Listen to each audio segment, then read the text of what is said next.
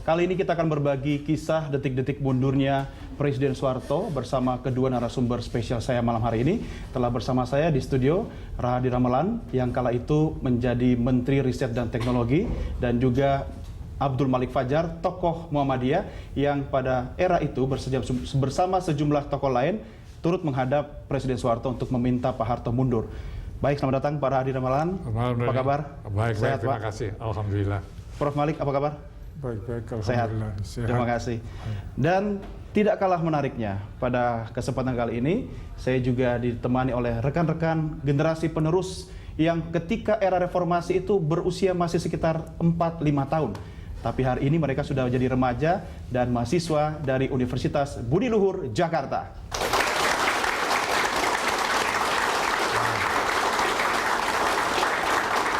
Ya, baik. Teman-teman, terima kasih sudah berkumpul bersama kita di sini, dan Anda mewarisi generasi reformasi yang walaupun saat itu Anda masih berusia balita, tapi semangat reformasi tentu tidak pernah hilang sampai hari ini, kan?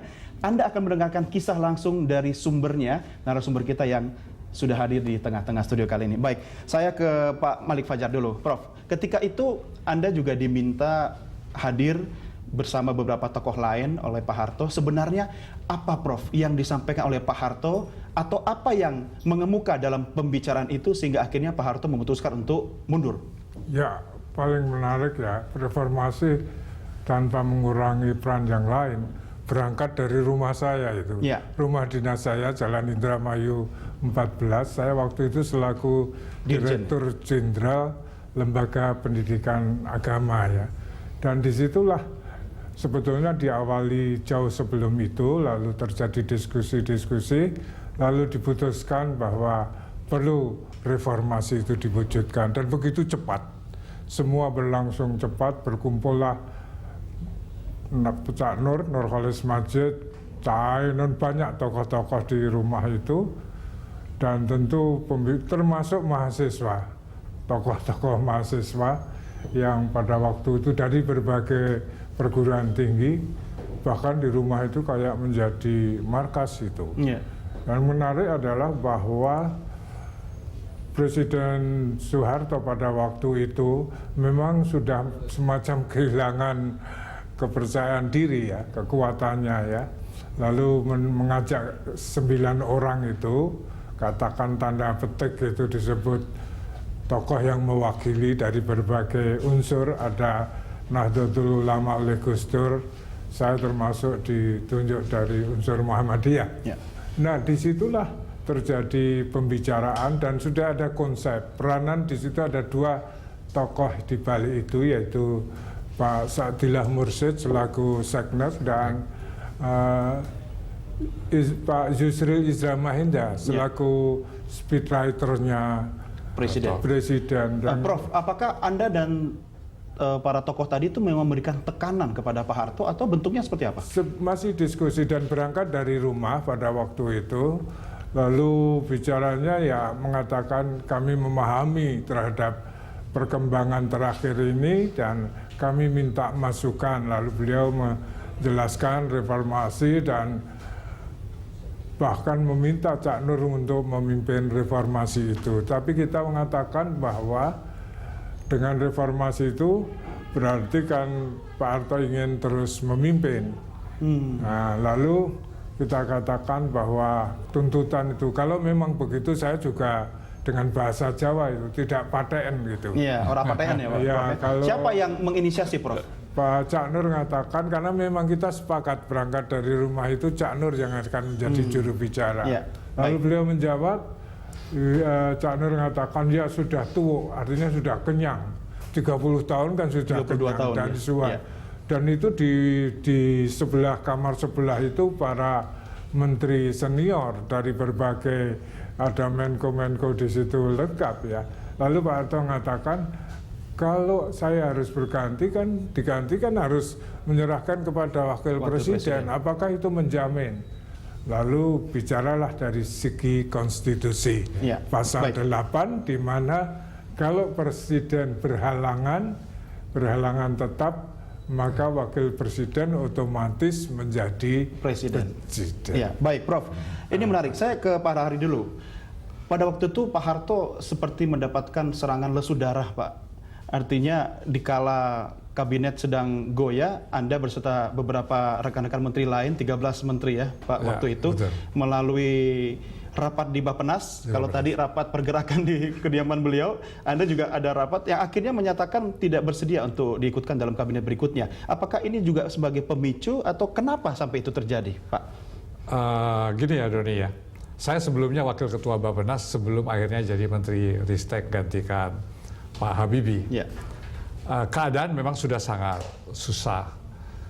Kalau hanya diadakan reshuffle kabinet, itu tidak memecahkan masalah politik buat kita. Sedangkan masalahnya adalah masalah politik. Sehingga kita rapat di Bappenas, ada Pak Ginanjar dan macam-macam termasuk saya. Kita sepakat bahwa mengatakan kalau terjadi perubahan kabinet tanpa adanya perubahan politik, itu kita tidak bersedia untuk diangkat kembali di kabinet yang akan Perubahan datang. politik artinya Pak Harto mundur. Bisa berarti banyak sekali lah ya. Apa yang dibicarakan kala itu? Kita bicarakan bahwa memang keadaannya sudah sangat ruwet. Jadi harus ada satu tindakan politik dulu.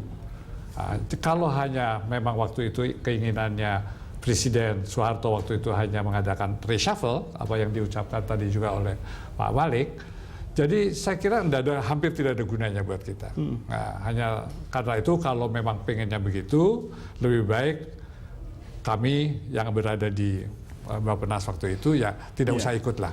Pak, Anda kan tahu betapa Pak Harto kala itu merasa ditinggalkan oleh teman-temannya. Apa yang menjadi respon Pak Harto kala informasi itu beliau terima? Setahu saya beliau membaca beberapa surat, kemudian akhirnya responnya seperti apa, Pak? Kita nggak tahu responnya Pak Harto. Cuma waktu surat itu sudah diterima oleh Pak Harto, kami semua dipanggil oleh Wakil Presiden, oleh Pak Habibie ke tempatnya, dan hanya bisa yang hadir mungkin tidak 14-14-nya. Jadi ada alternatif bahwa apakah kami yang 14 orang menarik surat tersebut atau tidak. Ya. Tapi kita ada posisi bahwa karena pemikiran kita adalah harus ada perubahan politik, kita tidak bersedia mencabut surat tersebut. Ya. Surat itu diserahkan oleh Pak Ginanjar Kartasasmita kepada Pak Harto? Saya nggak tahu yang menyerahkannya, mungkin lewat Pak Sadila Mursyid biasanya. Oke, lewat Pak baik. Sadila Mursyid. Bapak-bapak sekalian, kita punya statement dari Pak Ginanjar, kita akan saksikan bersama-sama. Apa kata Pak Ginanjar berikut ini? Jadi yang tidak beriannya itu apa gitu? Dibiarkan saja konflik itu terjadi, dibiarkan saja terjadi pertumpahan darah antara mahasiswa dengan aparat. Apakah itu jalan keluarnya? Menurut saya itu pengkhianatan yang lebih besar. Membiarkan keadaan itu berlarut, pengkhianatan terhadap Pak Harto dan pengkhianatan terhadap bangsa. Jadi apa yang terjadi sebelumnya terhadap Presiden Marcos di Filipina, apa yang terjadi yang belakangan terjadi di Timur Tengah, itu kan bukti bahwa kalau masa sudah menghendaki, sejarah sudah tiba saatnya, apalagi kalau generasi muda, para mahasiswa sudah bertekad untuk melakukan perubahan, harus dicari jalan keluar yang damai, yang baik, tidak bisa dianggap dilawan dengan kekerasan. Jadi persoalan kesetiaan itu dilihat dari sudut mana. Kesetiaan yang seperti itu kan kesetiaan yang menjerumuskan. Ya. Saya tidak menganggap itu kesetiaan. Yang benar itu, orang yang setia itu adalah yang menyampaikan apa yang baik itu baik, apa yang tidak baik itu tidak baik. Menurut hati nurani kami gitu. Tidak berarti bahwa kita tidak setia sama Pak Harto. Ya, pemirsa, berbeda ketika era mantan Presiden Soekarno berganti dengan Pak Harto, masih ada beberapa menteri yang ikut dalam kabinet Pak Harto yang baru, tapi ketika Pak Harto harus lengser, Pak Harto merasa ditinggalkan oleh teman-teman yang bagi Pak Harto ada beberapa diantaranya yang merasa Pak Harto besarkan juga. Ada beberapa orang atau kalangan yang mengatakan bahwa mereka ini dengan tidak bermaksud mengatakan seperti itu, Pak, dianggap sebagai mbalelo dan pengkhianat. Komentar Anda? Komentar saya? Iya. Saya kira kita bukan mbalelo dan bukan pengkhianat.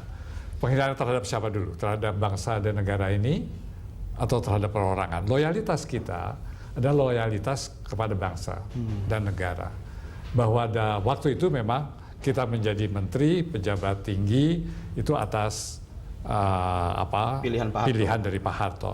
Tapi pada keadaan yang krusial ataupun yang sangat susah itu ya kita harus berani menentukan. Dan itu sikap. Dan itu merupakan sikap. Ya, Prof. Malik, ketika itu dikatakan sebagai sebuah sikap, bagaimana Anda bisa memandang orang-orang yang saat itu berada di lingkaran Pak Harto, kemudian akhirnya memilih untuk membiarkan Pak Harto sendiri? Sebetulnya itu sangat kompleks ya, karena tekanan dari berbagai pihak, terutama dari luar dan mahasiswa. Karena pada waktu itu terus terang seluruh gedung DPR MPR itu sudah begitu rupa ya, jadi realitas lah, suatu kondisi yang objektif karena tekanan politik baik dan kemudian satu hal yang terus terang kita juga harus jujur bahwa Pak Harto juga tidak menghendaki adanya satu pertumpahan darah. Itu hampir prinsipnya sama dengan Bung Karno. Tidak ingin ada pertumpahan darah, maka beliau mengatakan ya kalau sudah begitu, dan waktu itu dikonsep di hadapan 9 orang itu berkali-kali dan meminta Cak Nur untuk menjadi ketua tim reformasi itu. Tapi apakah ada tujuan utama dari 9 tokoh ini untuk memang meminta satu hal kepada Pak Harto, mundur atau reformasi atau apa, Prof? Sebetulnya intinya pertama adalah reformasi. Ya, belum masuk ke Pak Harto mundur. Belum kepada Pak Harto mundur. Saat Pak Harto menyadari bahwa untuk merumuskan satu reformasi itu, karena tuntutannya begitu banyak dari khususnya ada khusus dari surat Cak Nur bahwa untuk reformasi ini perlu pembenahan dari keseluruhannya, termasuk harta-harta kekayaan Pak Harto atau 75% diserahkan kepada negara kembali. Baik, ini semakin menarik, dan terkait apa yang membuat Pak Harto mundur kita akan diskusikan di segmen berikutnya, Bapak sekalian. Dan pemirsa, usai jeda kami akan berbincang mengenai latar belakang jatuhnya rezim Soeharto. Special Report Jalan Terang Reformasi 98 segera kembali.